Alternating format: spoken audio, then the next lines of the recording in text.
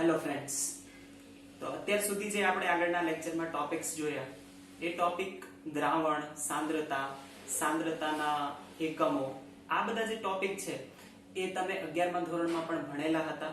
એને રિલેટેડ ઘણી બધી પ્રેક્ટિસ પણ તમે કરેલી હતી. પરંતુ હવે આજે જ્યારે આપણે આ ટોપિક શરૂ કરવા જઈ રહ્યા છીએ એ 12મા ધોરણમાં અને હવે તમારા માટે તદ્દન નવો ટોપિક છે અને એ છે એટલે દ્રાવ્યતા અને દ્રાવ્યતાને અસર કરતા પરિબળો. જો તમને દ્રાવણના પ્રકાર યાદ હોય તો દ્રાવણના પ્રકારમાં આપણે એવું કીધું હતું કે ઘન, પ્રવાહી અને વાયુ. એ કોષ્ટક ટેબલ યાદ કરો તેમાં વચ્ચે હતું પ્રવાહી દ્રાવણ. તો હવે જે આપણે ચેપ્ટરમાં વાત કરવાના છીએ એ માત્ર પ્રવાહી દ્રાવણની જ વાત કરવાના છીએ. એનો મતલબ કે એમાં દ્રાવક તરીકે માત્ર પ્રવાહી હશે અને એની સાથે દ્રાવ્ય પદાર્થ તરીકે ઘન, પ્રવાહી અને વાયુ, અને એને કઈ કઈ રીતની અસર થાય છે, કયા કયા પરિબળો અસર કરે છે તેની આપણે ચર્ચા કરવાના છીએ. તો સ્ટાર્ટ કરીએ છીએ. નવો ટોપિક છે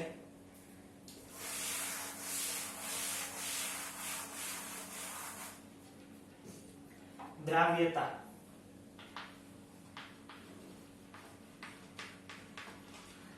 દ્રાવ્યતા ટોપિક જોઈને જ આપણને આઈડિયા આવે કે જ્યારે દ્રાવ્ય પદાર્થ ઓગળતો હશે તો એને રિલેટેડ ટર્મ છે. પરંતુ આપણને વ્યાખ્યા આપેલી છે તો એ વ્યાખ્યા આપણે યાદ કરવાના છે કે વ્યાખ્યા શું છે. તો વ્યાખ્યામાં આપણને એવું આપેલું છે કે આપેલા તાપમાને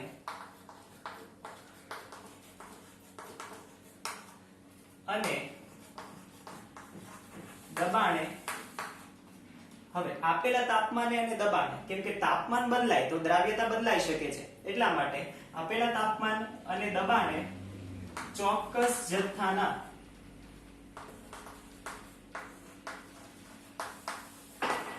દ્રાવકમાં ઓગાળી શકાતા અથવા તો દ્રાવ્ય કરી શકાતા, તમે જે શબ્દ વાપરો તે, દ્રાવ્ય કરી શકતા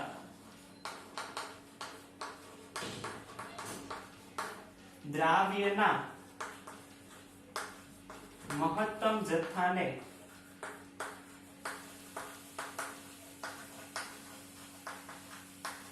શું કહીએ છીએ? દ્રાવ્યતા. એનો મતલબ સોલ્યુબિલિટી એટલે કે દ્રાવ્યતા એ આપેલા તાપમાન અને દબાણે ચોક્કસ જથ્થાના, કોઈ ફિક્સ અમાઉન્ટ ઓફ ધી દ્રાવક છે અને એની અંદર જેને આપણે દ્રાવ્ય પદાર્થને ઓગાળીએ છીએ, જેટલો મહત્તમ જથ્થો ઓગાળી શકીએ છીએ તેને આપણે કહીએ છીએ શું? દ્રાવ્યતા. તો આ યાદ રાખવાની છે. ડેફિનેશન કદાચ શબ્દો અલગ હોઈ શકે પરંતુ આ ચોક્કસ ડેફિનેશન છે, આ યાદ રાખી શકો છો. હવે આપણે આગળ વાત કરીએ છીએ. હવે જે પણ આપણે વાત કરવાના છીએ ને એ છે દ્રાવ્યતાને અસર કરતા પરિબળો. દ્રાવ્યતાને અસર કરતા પરિબળો.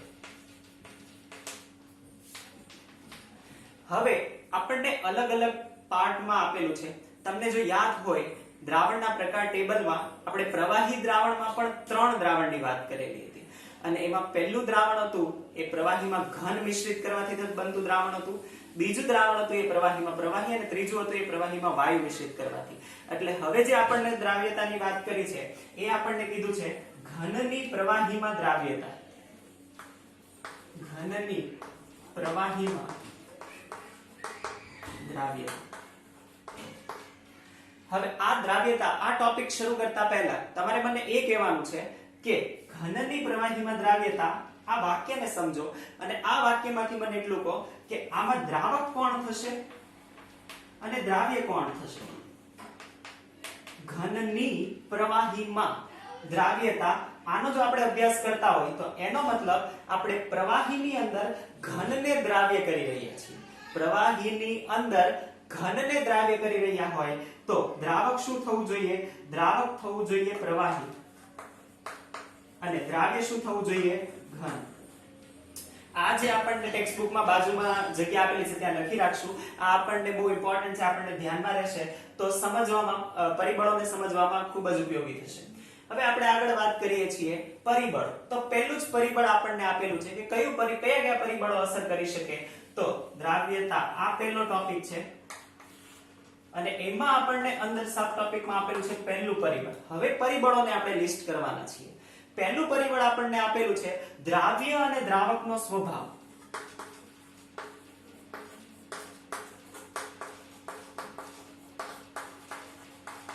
દ્રાવ્ય અને દ્રાવકનો સ્વભાવ. હવે વિચાર થાય કે દ્રાવ્ય અને દ્રાવકના સ્વભાવ પર પણ શું દ્રાવ્યતા અસર કરે? હા, ચોક્કસથી અસર કરે. કેમ ના અસર કરે? તમે જ વિચારો.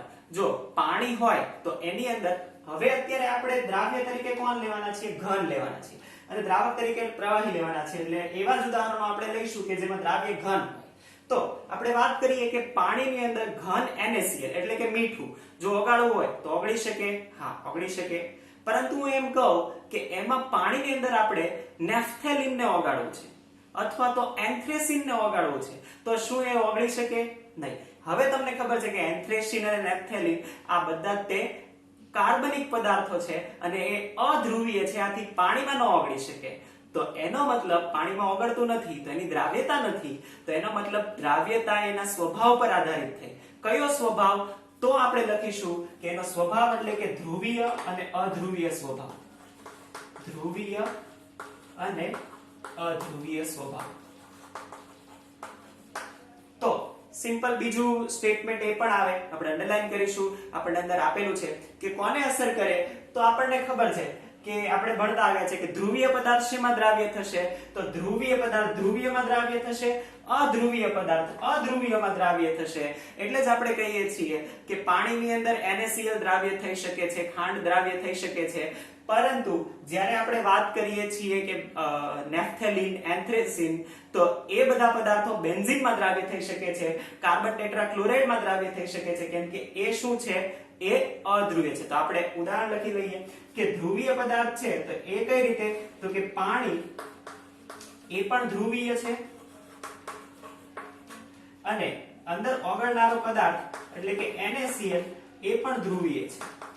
તો આ બંને એકબીજામાં ઓગળી શકે છે. સેમ આપણે કહીએ છીએ બેન્ઝીન, આ પણ અધ્રુવીય છે. અને આપણે કહીએ નેફથેલિન, આ પણ કેવો છે? અધ્રુવીય છે. તો ધ્રુવીય ધ્રુવીયમાં અને અધ્રુવીય અધ્રુવીયમાં ઓગળી શકે છે. આને જ આપણે કીધું છે ટેક્સ્ટ બુકમાં કે સરખા પદાર્થો સરખામાં ઓગળી શકે. સરખું શું? એની ધ્રુવીયતા એટલે કે એનો સ્વભાવ. સ્વભાવ સરખો હોય તો ઓગળી શકે, રાઈટ? સ્વભાવ સરખા હોય એ જ લોકો એકબીજામાં ભળી શકે ને, એવું જ આમાં છે. સરખા સ્વભાવના લોકો હોય તો ભળે, ના હોય તો ના ભળે. સેમ આવું આમાં છે. અને આ આપણને કીધું છે કે આવું શા કારણે થાય? તો આપણને એવું કીધું છે કે આ એમની વચ્ચેની આંતરાણવીય પારસ્પરિક ક્રિયાના લીધે થાય. હવે એ એટલે શું? તો એ આપણને ખબર છે કે પાણી છે એની ઉપર પાર્શિયલી ચાર્જ જનરેટ થયેલો હોય અને એ ચાર્જના લીધે જ્યારે અધ્રુવીય અણુ એની પાસે આવે તો એ રિપેલ કરે ને એનામાં ભળવા દેશે નહીં. પરંતુ જ્યારે ધ્રુવીય NaCl નો અણુ અંદર આવશે તો પાણી પર પણ ચાર્જ છે, આના પર પણ ચાર્જ છે, એ એકબીજાને એટ્રેક્ટ કરશે, આંતરાણવીય ક્રિયા પરસ્પર થશે અને એકબીજામાં ઓગળી શકે છે. આટલું સમજાયું? તો આ પહેલું પરિબળ છે કે જે છે દ્રાવ્ય અને દ્રાવકનો સ્વભાવ. તો આ સ્વભાવ છે, આ લખી લઈએ આપણે. હવે એક સરસ બીજી વાત કરવા જઈ રહ્યા છીએ. હજી આપણે વાત કરી રહ્યા છીએ ઘનની પ્રવાહીમાં દ્રાવ્યતાની. એની અંદર આપણે પહેલી વાત કરી એ એટલે દ્રાવ્ય અને દ્રાવકનો સ્વભાવ. હવે આપણે બીજા તરફ જઈ રહ્યા છીએ. એની પહેલા આપણને સરસ ડેફિનેશન આપેલી છે અને એ છે સંતૃપ્ત દ્રાવણની વ્યાખ્યા. હવે સંતૃપ્ત દ્રાવણની વ્યાખ્યા યાદ કરતા પહેલા હું તમને ફરીથી એકવાર યાદ અપાવી દઉં કે આપણે સંતુલન ચેપ્ટર ભણેલા હતા અને સંતુલન ચેપ્ટરમાં શરૂઆતમાં જ્યારે ભૌતિક સંતુલન આપણે જોતા હતા ત્યારે એમાં આપણે દ્રાવણમાં સંતુલન આવો ટોપિક જોયેલો હતો.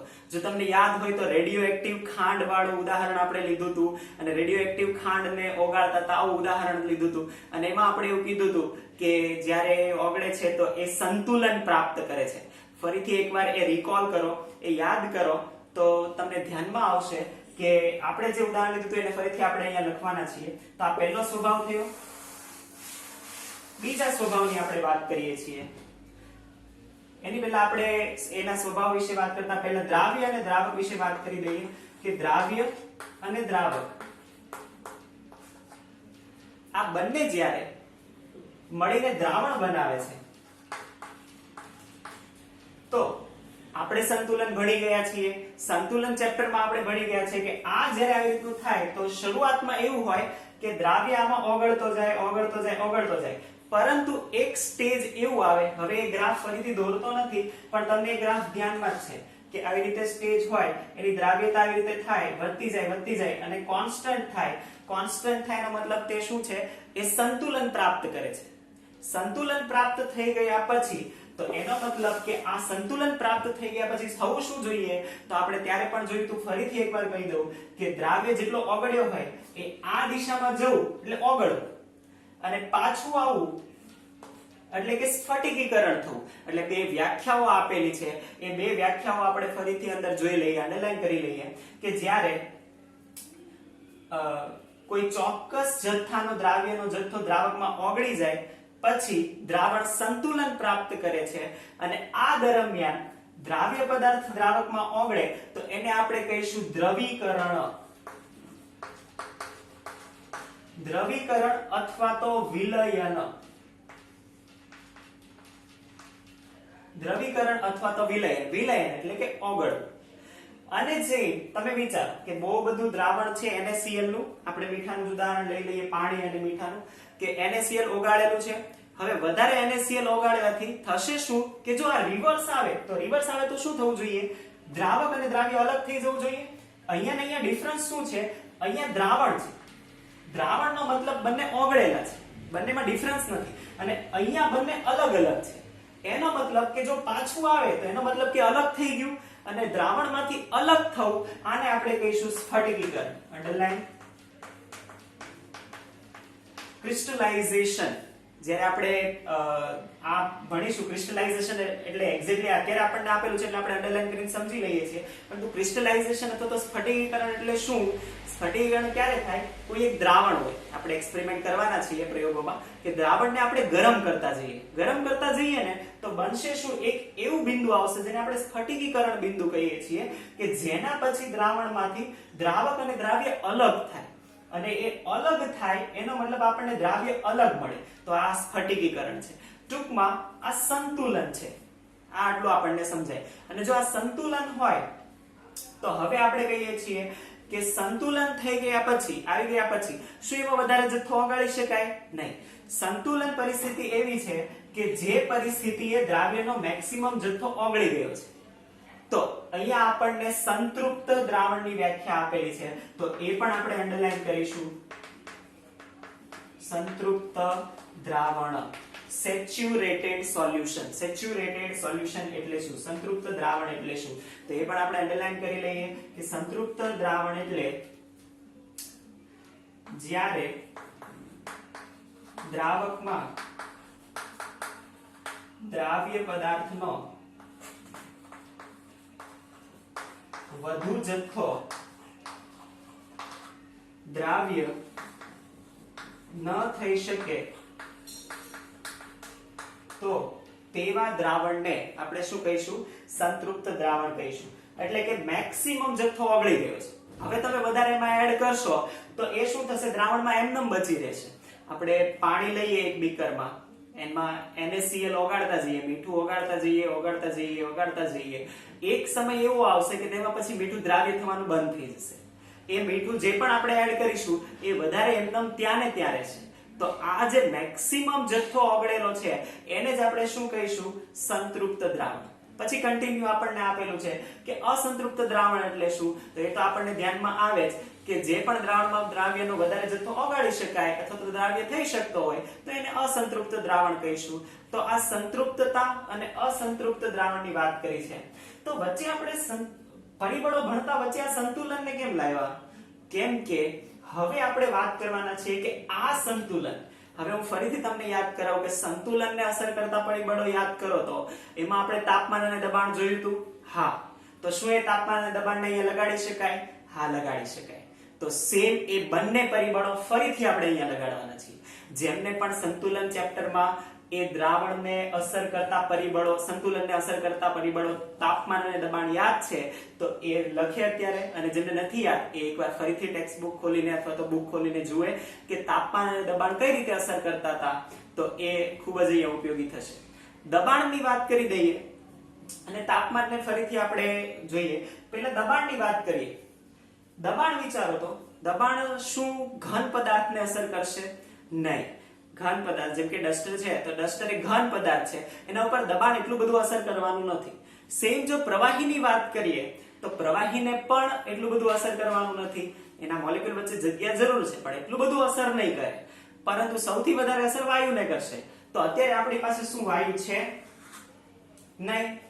એનો મતલબ કે આપણી પાસે જે આ ઘનની પ્રવાહીમાં દ્રાવ્યતા છે એમાં આપણી પાસે વાયુ નથી, એટલે કે દબાણ આમાં નહિવત અસર કરશે, એટલે કે દબાણની એટલી બધી અસર હોવી જોઈએ નહીં, એટલે દબાણ નહિવત અસર કરવાનું છે. તો આ બે ટોપિક આપણે જોઈએ, દબાણની અસર એ પણ આપણે લખી દઈએ અને સંતૃપ્ત દ્રાવણની વ્યાખ્યા પણ તમે લખી લેશો. ચાલો બીજી અસર આપણે આમાં લખી લઈએ અને પછી આપણે આગળ જોઈએ.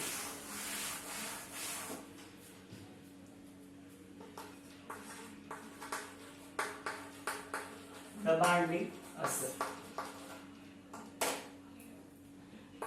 દબાણની અસરમાં આપણે એવું કહીશું કે ઘનમાં પ્રવાહીની દ્રાવ્યતાને દબાણ નહિવત અસર કરે છે, કેમ કે પ્રવાહી અને ઘનને એટલું બધું અસર નહીં કરે, એટલે આપણે એટલું લખીશું કે નહિવત અસર કરે, એટલે કે ન જેવી, હે ના લખો તો પણ ચાલે, એટલું બધું અસર કરતું નથી. હવે સૌથી અગત્યનું છે એ તાપમાનને અસર કરતું છે, જે આપણે નેક્સ્ટ વિડીયોમાં ઇન્ક્લુડ કરીશું. Thank you.